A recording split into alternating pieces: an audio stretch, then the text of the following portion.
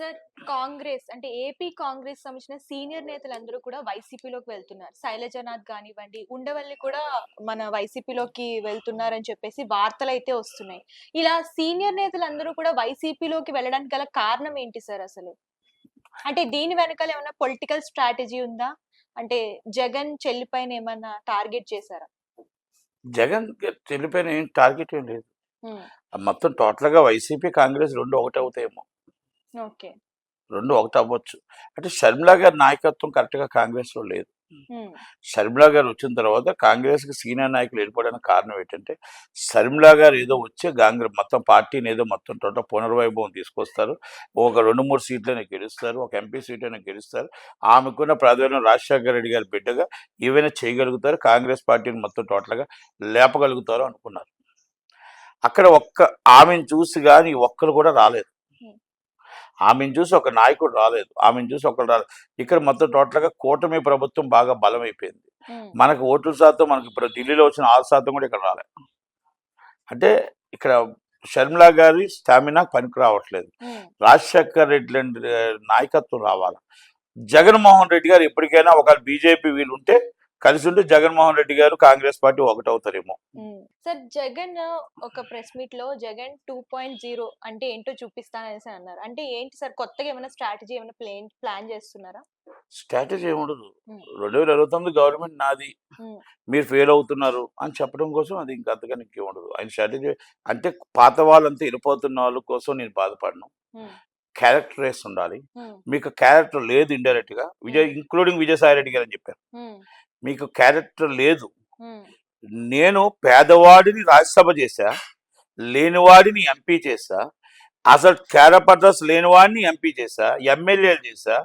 మిమ్మల్ని డబ్బు ఆశించలేదు, ఏం ఆశించలేదు అంటూ ఉదాహరణకి ఒక రూ. 30 పురుడేసుకున్న సత్యవతి గారిని అనకాపల్లి ఎంపీ చేశా.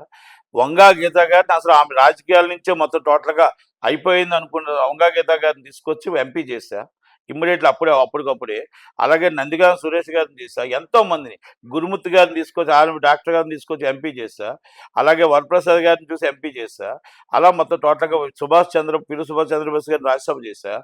ఆయన రాజకీయ నేపథ్యం ఉంది. ఎందుకంటే ఆయన కోసం మినిస్టర్‌గా వదిలేశారు. హ్మ్. అలాగే మోపిదేవి వెంకటరమణ గారిని తీసుకొని రాజ్యసభ చేశా. మినిస్టర్ చేశా. ఇలా మాట్లాడుకుంటూ పోతే నా కార్యకర్తలు నన్ను నమ్ముకున్న కార్యకర్తలకి నేను కరెక్ట్‌గానే ఇచ్చా. ఈరోజు నేను కష్టాల్లో ఉన్నానని, బాధల్లో ఉన్నానని నన్ను వదిలి మీరు వేరే పార్టీకి వెళ్ళిపోతున్నారు. హ్మ్. అంటే ఈ కష్టకాలంలో ఒక క్యారెక్టర్ లేకుండా వెళ్ళిపోతున్న వాళ్ళకి అది క్యారెక్టర్ లేని వాళ్ళతో వెళ్ళిన వాళ్ళు వెళ్ళిపోతుంటారు, వచ్చిన వాళ్ళు వస్తూ ఉంటారు. నేనొక్కడినే నన్ను చూసి ఓటేస్తారు. నేను మళ్ళా జనాల్లోకి వస్తా. 2.0 అంటే ఏంటో చూపిస్తా. మీరు 11 సీట్స్ అన్నారు. 175 సీట్స్‌కి టార్గెట్‌లో నేను 2029 గెలుస్తాను హ్మ్. అనేది ఆయన టార్గెట్.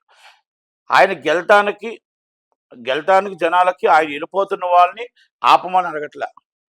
మీరెళ్ళిపోతే నాకు కొత్త నీరొస్తది అంటున్నాడు. ఓకే. అది విజయసాయి రెడ్డి గారు వెళ్ళిపోయారు కదా! విజయసాయి రెడ్డి గారు వెళ్ళిపోవడం సగం గోల వదిలేసి ఇంకొకళ్ళొస్తారు. ఇంకొకళ్ళు వెళ్ళిపోయారు ఇంకొకటొస్తది. ఇప్పుడు శైలజనాథ్ గారు వచ్చారు. ఒకరు వెళ్ళిపోనియండి. అలా. అంటే ఆయన ఉద్దేశం అది. హ్మ్. ఆయన ఆలోచన అంతా 2029 government is formed and YCP అనేది వాళ్ళ ప్లాన్. ఓకే. కూటమిలో లుకలుకలు, ఎవరికి వాళ్ళు యమునా తీరు. ఏది చెప్పినా అన్నీ కూడా మొత్తం టోటల్‌గా నేను కష్టపడుతున్నాను అని చెప్తున్నారు చంద్రబాబు నాయుడు గారు. మీ కష్టం చూసి బాధ అనిపిస్తుంది. అందుకే 2029 నా గవర్నమెంట్ వచ్చి మీ కష్టం తీరుస్తాను అంటున్నాడు ఆయన. హ్మ్. అంటే అంటే జగన్ దీన్ని బట్టి నీకు అర్థమైందా? ఓకే. ఆయన కష్టం ఈయన తీరుస్తాడు 2029 వచ్చి. ఓకే. అది. అంటే జగన్, షర్మిల కలిసే అవకాశాలేమన్నా ఉన్నాయా సార్? చెప్పలేం. రాజకీయాల్లో శాశ్వత శత్రువులు, శాశ్వత మిత్రులు కూడా లేరు. హ్మ్. ఏదైనా జరగొచ్చు.